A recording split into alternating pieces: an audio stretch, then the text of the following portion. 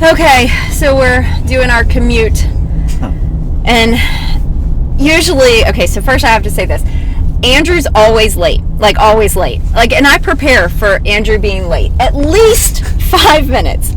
Every time, right? So, we've had this discussion a few times, and I never get angry or anything. So then, today... It's never intentional. Today, Andrew was late.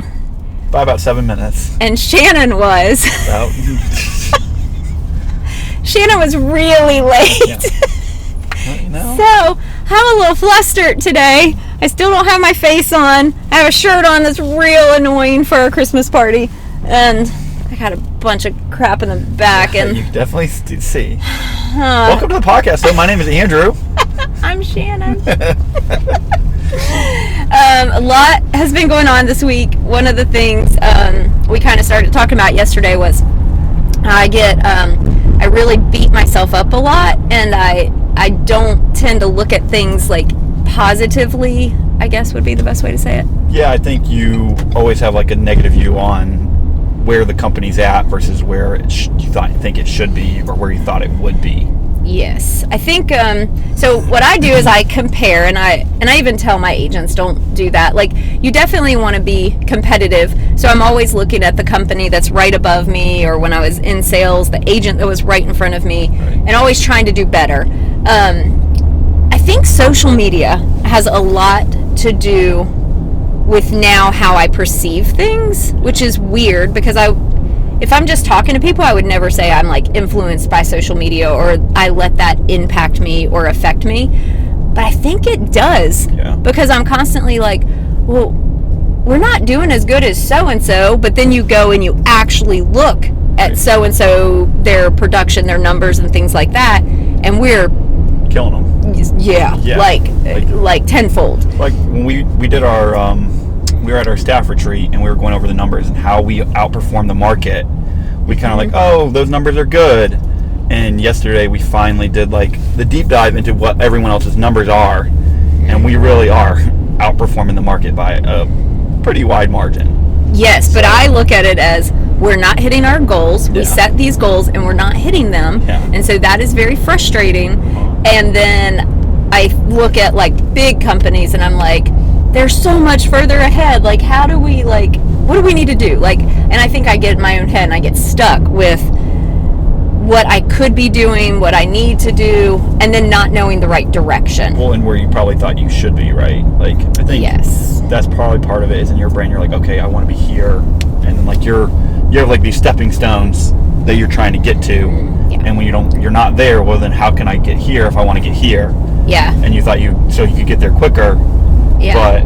But then if I look back, I'm still way further ahead than I ever thought. Well, yeah. Which makes no sense. There's something wrong with my head. My brain is not right. But I think you could spin zone that as a good thing. Give Shannon a filter coffee. Because that's what keeps you hungry, right? Contentment is the enemy of success. And so. Yeah, I'm really never content. Yeah. But I am always happy. I mean, not always happy personality, but. No, I think I think you have a good balance there. Where I think in your business you're never content, but I think in your personal life you are. Yeah, life is really good. Right? Life is really good. Even people around me at work, even in my work family, I am really happy. I've got amazing agents, amazing team. When stuff goes wrong, you're going to get pissed off. You're going to get mad. Well, you got to figure it out, right? Because especially if it's negligence. Yeah. But I think you, as no matter what your faith is, any type of faith is going to say you want to be content because that's where happiness is. So I think in your personal life you are content, which is good. That's why you say you are happy. Yeah. But as a business owner, to keep growing, you can't really be content with where you're at. Right. You're always going to want to go for the next guy until you're on top. Right. So I think it is I think it's a good thing until you start focusing on such small details that won't really affect the growth as much. Right. And so once we get bogged down with those details, I think that's the real. And sometimes I do really good about staying out of the weeds and really just dealing with high level stuff. But every once in a while, if I happen to take a dive, it's really bad. Yeah. It's what are you doing? What have you been doing? Why have you not done this? And then I go into flip out mode quick. But we do have like an amazing group of people that I think we were talking about this, or maybe I was talking about it with Jordan, but like I literally feel like I have on my executive staff people that would take a bullet for me. Like they're like that loyal, and they care as much about the business as I do. And I wish that there was a way that I could get that with the agents. Not to take a bullet for me, but that they believed in the business as much as most of the executive staff. Yeah. Right? Like where they come in and they like want to see us succeed. And I'm reading all these books right now, like the 9-figure mindset is the one that's sending me like over the edge. Like I'm like, I want to create that. Like I want, in the book it basically talks about making your admin an owner of the company, giving them the opportunity to grow in such a way that they have stock in the company. Yeah. And you know, this guy sold medical equipment, so a little bit different, but it's like I want everyone to feel like this company is theirs. Yeah. Because we all make it. It's not just one person.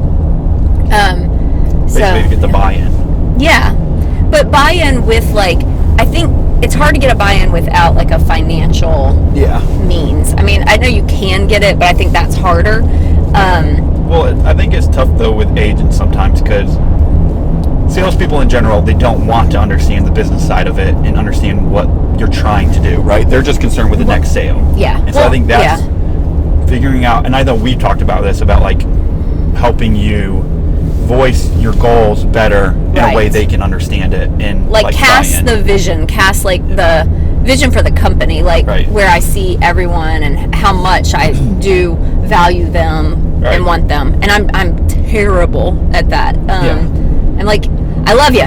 Can you go to work?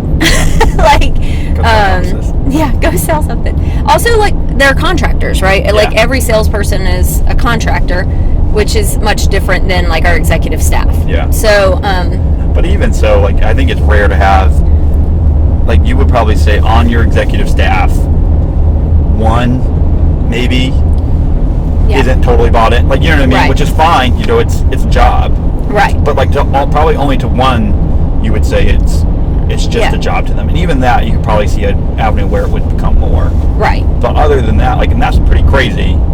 Yeah, because I don't think a lot of companies have that. Right. Which is, I feel like blessed. I love it. I love, like, everyone that I don't know. It's just, so I don't know why. When I know all that, then why do I get so, like, why aren't we doing more? Where are we at? Because you're such a perfectionist. There needs to be more being done. Yeah. I had the sweetest compliment from one of our agents. She came back from California.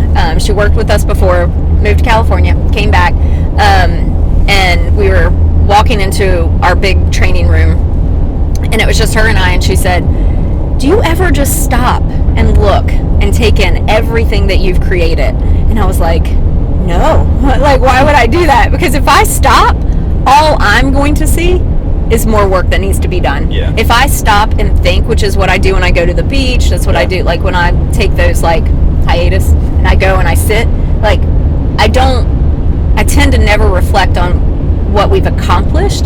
I go straight to, here's all the things that we need to do. Here's the things that we could do better. Here's where. But that's good though, that's how you grow. But I think there needs to be a balance. Like at some point I need to sit down and be thankful and reflect on what we've done and how we got here. Because I couldn't even tell you right now how we got here. But I think that's a good learning lesson, like for me or for Noah or for Carla. It's like, we probably need to be that other side for you. You know what I mean? Like, I think that's probably, because I don't think you're ever going to self-reflect and be able to do that. Right. As well. You know what I mean? Rather than like just sitting down, hey, like look at where you've been, where you started, where you're at, how good that was, how much better, like there's only like one other company in real estate that is growing quicker than us. Right. You know what I mean? Like, and then even that is, he had a year head start and started at the very, very perfect time. So like, I think that's probably going to be more the learning lesson there. But I think that it's important to like know how we got here. And right now I don't think I could do that. Because obviously I wrote the book on how to build a 7-figure real estate team. But that's like the system steps. Yeah. Like finding the right people. I'm I think I mentioned in there, like I hired plenty of wrong people. I brought on plenty of wrong agents. So like, I almost feel like it's luck. Like, how did I get a Carla? How did I get a Meredith? How did I get you, Noah? Like, to me, it's like, that's all like God, right? First. Sure. But then it's like, well, it's like luck. If you don't believe in God, it's like luck. So then it's like, well, how do you systemize that? So some stuff is like unexplainable, but I think for you inspire loyalty.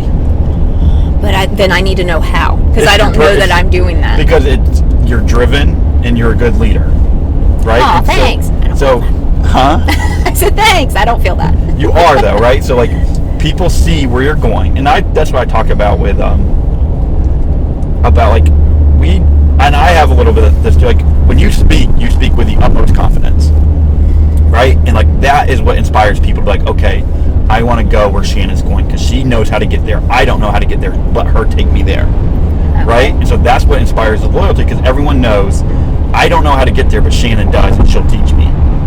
Because think about it. It's crazy how many people we have on our team that are like super successful agents, could run their own team, but they don't want to because they want to stay because they know they can get more out of our team than they can get by themselves. Right.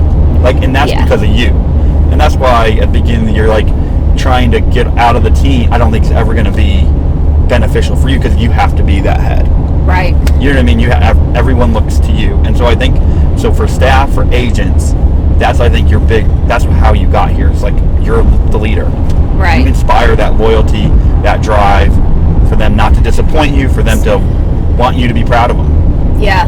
But then I need to figure a way, how does that come across then to brokerage agents? How does that come across then to staff, right? So like, trying to create that with more people than just my top 20% on the team. Because we do have two businesses. So a lot of people don't understand this in real estate, like that I own a real estate brokerage, but then I run a team under that brokerage. Right. And there's other teams that are brokerage. It's not just my team. So we have multiple teams at the brokerage.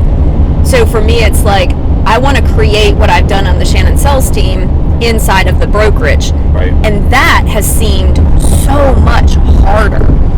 Yeah, I don't think it's ever going to be, like, you don't have the time with them like you do with your team. You know what I mean? Like, they're not there every day. They're not coming to you with all their problems. They're not.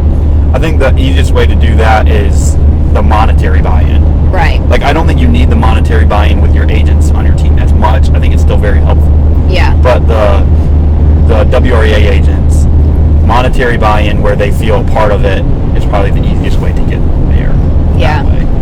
But we have to just figure out what that structure looks like. Right. As you continue to grow, how that works. You know what I mean? Yep. Whether that's JV stuff, whether that's. I guess I got to get over here. Yep. I was looking. I didn't say anything. I was the passenger and not the passenger driver. Yeah, that's good. For lunch. I didn't even do a. Yeah, none of that. I can feel it coming. Yeah, you could. Yeah, a little bit. You know, I was just sitting here. Side tangent. Oh my gosh! Look, I broke out this week. I've been so stressed. Broke out of my neck before. What was that? Our client Christmas party. I was not feeling good at all. Someone gave me 2 Benadryl, hoping that itching would stop. 2 Benadryl is too much for Shannon. It made me pass out. I slept in the office for like 3 hours. It was not good. Anyways, did it work though? It worked. I'm not itching, but I still have this. I feel like this might end up being a scar, but I hope not. The tip for me is I smashed my finger at the gym yesterday, and it still hurts. Didn't you slam your finger in the car door with some clients too? But, you know. So yeah, that's my stress for this week is knowing how to convey, reflecting on the good. Not everything's bad. Not always. I mean, recognizing that. Yeah. That's good though. I think conversations like this help, because I always will keep that in the back of your mind. Of like, hey, we need to stay focused on growing, but also look where we're 3 years old. Yeah. It's pretty crazy. Yeah. It is pretty crazy. And I am thankful, and I never want to come across as not thankful when I'm like demanding more. Yeah. Well, I mean, just think about, like, we have such great partners that buy into what we're trying to do. Agents, like, all across the board between staff, agents, Yeah. and partners. Like you have Yeah. really great buy-in for as young as we are. Yeah. So which I think helps. Tons of support, which is wild. Yeah. Because I coach agents across like the country, and when I'm coaching and they tell me things like, I can't get like a single person to partner with me. That's great. Like on an MSA, like a marketing service agreement, like we have like 2 termite companies. They give us marketing dollars every month to partner with us, and so their name goes on everything. We market for them. We have companies that call us asking to partner with us. Yeah, so that's always like really surprising to me. And Carla had a contractor call yesterday. Yeah, so it's really cool that, and I think even younger companies, they also understand that when they meet with us, like I expect the best. Like I'm not going to put you on our marketing agreement if you are not treating our clients the way we would. And when we have issues, you're gone. Like we can't, like my reputation means more to me than anything. Yeah. And I say that, but there's definitely people that don't like me. It's great. I had an agent come in to interview, and she's like, yeah, my broker never says anything nice about you. And so finally it just clicked. I probably needed to meet you. If she wanted to talk so poorly about you, there had to be something. I was like, okay, let's chat. So sometimes I think people try to build themselves up by obviously slamming others. But I'm not easy to work for. I think I tell people that all the time. I wouldn't work for me.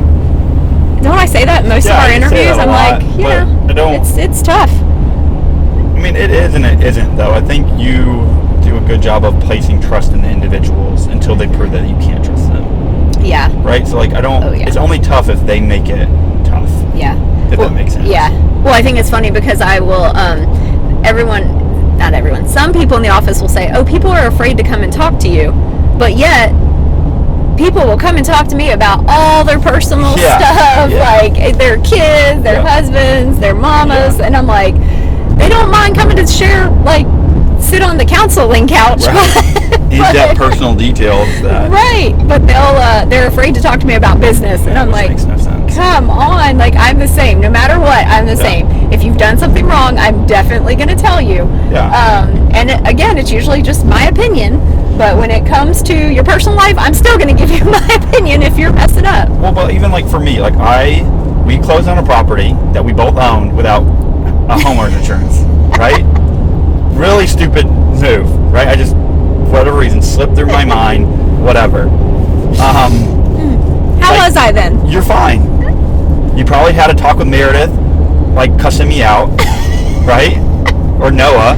How did this happen? I'll tell you exactly what happened. But we figured it out. I got homeowner's insurance, and then we moved on. And it was fine. Yeah. Don't let it happen again. If it happens again, you're fired. Yeah. Because you can't make the same mistake twice. Yeah, which is fair. But I was like, I literally was like, how did this? And I was like, you know what? What are the systems that we have in place that this does not ever happen again? And then I said, he's new. This is my fault. But it wasn't. It was my fault. But in my defense, I've never bought a house before. Right. So, no, but in reality, that's how I have to think about every agent that comes in. If you heard, that was his jacket. But if that is my job. My job is to train and lead. And so when stuff gets missed, and it's a first time, I don't get to just blame that on the agents. Yes, it makes me mad, and then it makes me think about our processes and our systems, which I think is good. And I was more mad at myself, but I was like, this is not happening, and I flipped, and Meredith's like, okay, we do remind them to get insurance, like it's in the, and I'm like, we need to confirm that they have it. Like that needs to be like part of our process. Yeah. Because if we're doing this whole approach of we're handling this file for our clients from start to finish, it is on us if something is missed. Well, and it's because it was cash, so we didn't need to have, what I mean? So that's where it's just, we're slowing down. We did. We slowed. We slowed down. It was good. Good job. But it might even stuff like that, like stuff that you could have been, we haven't talked about that since. Nope. We got it. We got the homeowners insurance, and that's what I'm saying. I don't think I've you're- definitely moved on. You're the one who just brought it up. No, I don't. I wouldn't even remember. Yeah. But like that's why I don't think you are that hard to work for, as long as you learn from your mistakes and you're teachable. Right. Like I would have never been like, if you would have called me and cussed me out, I would have never been like, I'm so mad at you for Right. yelling at me. I would have like, no, I deserve this because that was a really stupid mistake. Right. So I think that is part of like quote unquote mindset matters to Right. that type of stuff too. Like Yeah. if you, because we have, and that's probably a lot of issues we have with current agents is they don't want everything, anything's their fault. Right. And that is probably the toughest part about like, hey, just think about this. A little bit of this is on you.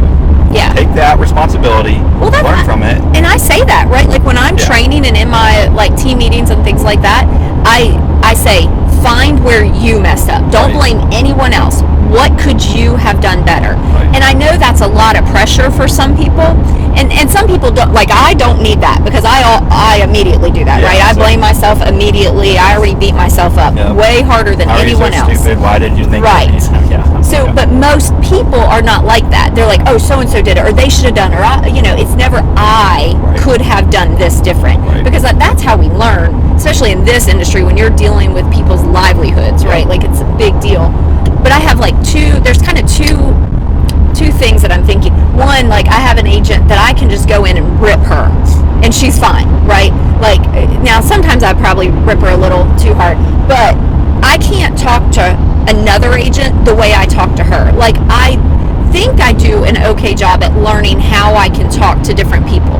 Yeah. So, sometimes I'm going to make mistakes learning how to communicate with folks, but I don't treat all the agents the same. Right. It's just like parenting. I didn't parent my kids the same, Yeah. right? Like, That's what she calls me. Right. She's like, can you believe Shannon yelled at me for this?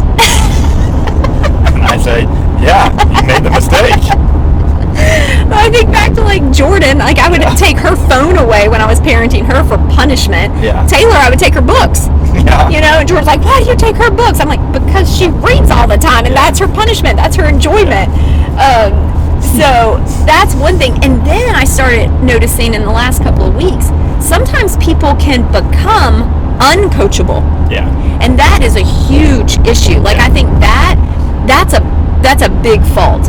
You need to be coachable. You need to be trainable. This industry, you've got to be able to mold, change, shift. Yeah, well, because laws are going to constantly change and rules are going to constantly change. Yep. You know what I mean? So you have to be able to move and Right. change with it. And even like if you used to sell and you were doing really good and now you're like, I don't know, I'm not doing anything different. Well, that's the problem. Yeah. Maybe you have to do something different Yeah. because people change. Yeah. The way we communicate to people changes. So you can't, just because something worked last year, you might have to completely change your script Yeah. to be a better salesperson this year. Yeah. Makes sense. And I think I'm finding that we have some agents that they're really just, they've become uncoachable. Yeah. And that's something that I have to learn. Like, how do I get them back and get them to see that they've become uncoachable and help them adapt to new ways, new scripts, new whatever. Yeah.